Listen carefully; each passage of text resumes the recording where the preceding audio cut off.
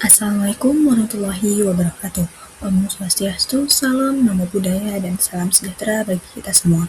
Di sini saya akan menjelaskan tentang UTS atau ujian tengah semester Etnomatematika dan Sains. Sebelumnya perkenalkan, nama saya Sadrina Maharani Izati dengan NIM 25530111004 dari program studi kimia terapan. Baik, adapun kasus pertama yaitu makanan tradisional. Yang pertama ada analisis perbedaan kualitas brem dari sudut pandang mikrobiologi dan kimia. Perbedaan kualitas brem antara bisa disebabkan oleh variasi mikroorganisme dan kondisi lingkungan selama fermentasi. Brem dibuat melalui fermentasi beras ketan oleh ragi seperti Saccharomyces cerevisiae dan bakteri asam laktat.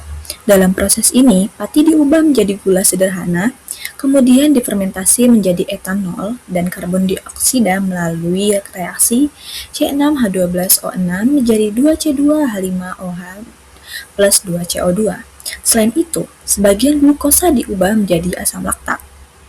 Perbedaan suhu, kelembapan, dan jenis mikroba menyebabkan variasi rasa, aroma, dan kadar alkohol.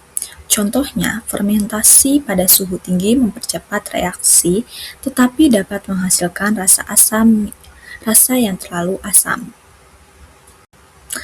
Adapun di sini ilustrasi nomor 1. Ilustrasi proses fermentasi dan faktor kualitas. Di sini ada yang pertama bahan baku beras ketan, yang kedua ada fermentasi. Beras ketan difermentasi itu melalui jalur alkohol dan jalur asam laktat. Dan yang ketiga ini ada hasil bremnya. Di sini ada mikroorganisme, ada ragi dan asam laktat tadi. Di sini ada faktor variasi kualitas antar desa yaitu suhu dan kelembapan, jenis mikroba lokal, dan lamanya fermentasi. Adapun contoh dampak lingkungannya.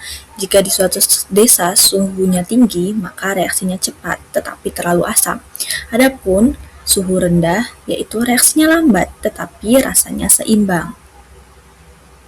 Adapun yang kedua yaitu pendekatan matematikanya. Hasil fermentasi dapat dijelaskan dengan model matematis sederhana yang melibatkan konsentrasi gula dan jumlah mikroorganisme. Laju fermentasi dapat dituliskan sebagai V sama dengan K dikali S dikali M, di mana V adalah laju fermentasi, S adalah konsentrasi gula, dan M adalah jumlah mikroorganismenya. Contohnya, jika gula tinggi tetapi mikroorganisme sedikit, maka fermentasi tetap lambat. Sebaliknya, jika keduanya optimal, maka hasil brem akan lebih baik.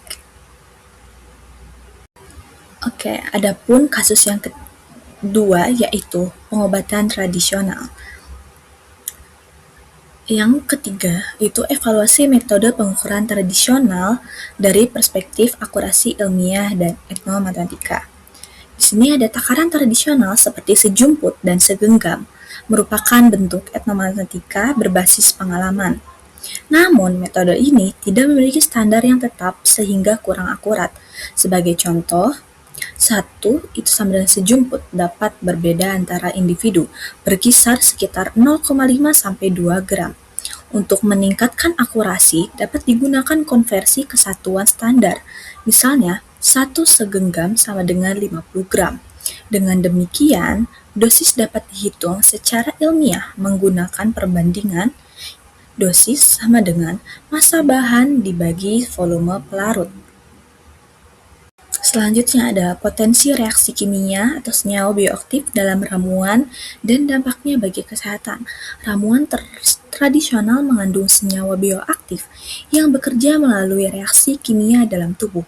Contohnya, kunyit yang mengandung kurkumin yang bersifat antioksidan. Reaksi antioksidan itu dapat digambarkan sebagai radikal bebas tambah antioksidan menjadi senyawa stabil. Selain itu, daun sirih mengandung fenol yang dapat merusak membran sel bakteri sehingga bersifat antiseptik. Contohnya, air rebusan daun sirih digunakan untuk membersihkan luka dan menghambat pertumbuhan mikroba.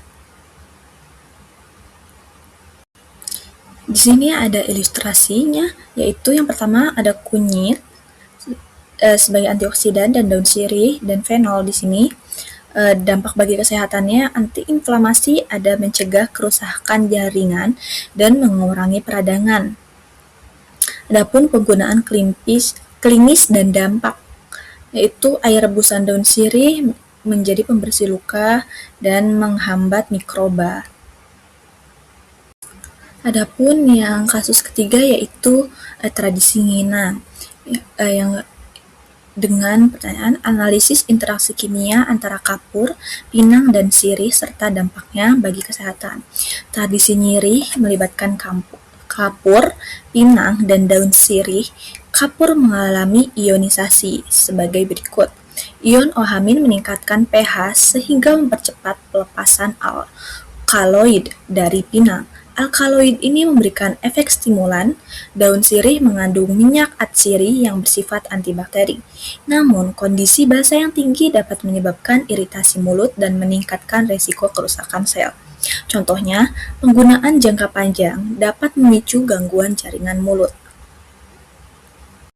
Selanjutnya, resiko kesehatan dapat dihitung menggunakan model sederhana, yaitu R sama dengan F dikali T, di mana R adalah resiko, F adalah frekuensi penggunaan per hari, dan T adalah durasi dalam tahun. Contohnya, seseorang yang nyeri 3 kali sehari selama 10 tahun memiliki resiko lebih tinggi dibandingkan yang hanya 1 kali sehari dalam 2 tahun. Adapun kasus keempat yaitu tenun, ikat, dan endek. Jelaskan hubungan antara pola tenun dengan kekuatan kain menggunakan konsep fisika dan matematika. Kekuatan kain tenun ditentukan oleh jumlah persilangan antara benang warp vertikal dan wave horizontal secara matematis, K kali N, di mana K adalah kekuatan kain dan N adalah jumlah persilangan benang. Contohnya, kain dengan 100 persilangan per cm kuadrat lebih kuat dibandingkan kain dengan 50 persilangan. Secara fisika, kekuatan kain juga dipengaruhi oleh tegangan, yaitu sigma sama dengan F kali A, di mana sigma adalah tegangan, F adalah gaya, dan A adalah luas penampang. Selanjutnya ada analisis motif kain dari perspektif geometri, yaitu motif pada kain tenun dapat dianalisis menggunakan konsep geometri. Banyak motif tradisional yang menunjukkan adanya simetri, baik simetri lipat maupun simetri putar. Selain itu, pola pada kain juga sering mengalami translasi atau pengulangan secara teratur. Beberapa motif bahkan menyerupai pola fraktal sederhana yang terbentuk dari pengulangan bentuk dasar.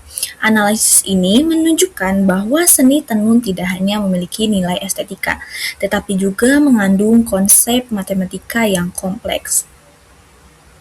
Nah, adapun di sini ilustrasi analisis geometri pada motif tenun. Ini pada simetri, repetisi, dan transformasi geometrinya seperti ini.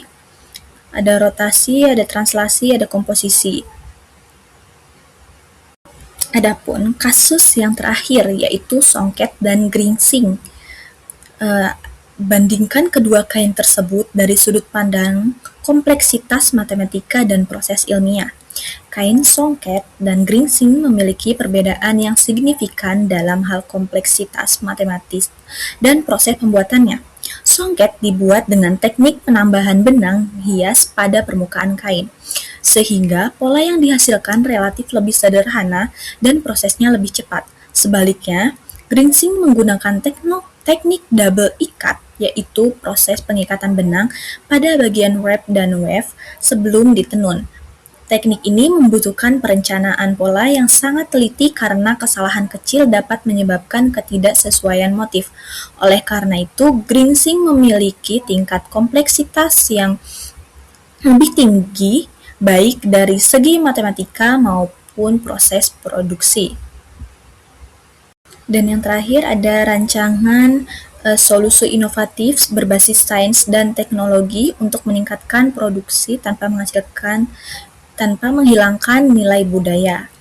Untuk meningkatkan produksi tanpa menghilangkan nilai budaya dapat diterapkan inovasi berbasis sains dan teknologi. Salah satu upaya yang dapat dilakukan adalah penggunaan perangkat lunak untuk merancang pola motif secara digital sehingga lebih presisi. Selain itu, pengembangan pewarna alami yang lebih stabil secara kimia dapat meningkatkan kualitas warna kain.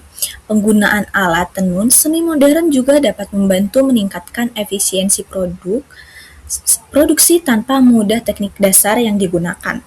Dengan demikian, integrasi antara teknologi dan kearifan lokal dapat menghasilkan produk yang berkualitas tinggi sekaligus tetap mempertahankan nilai tradisional.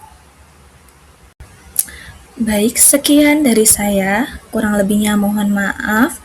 Wassalamualaikum warahmatullahi wabarakatuh. Terima kasih.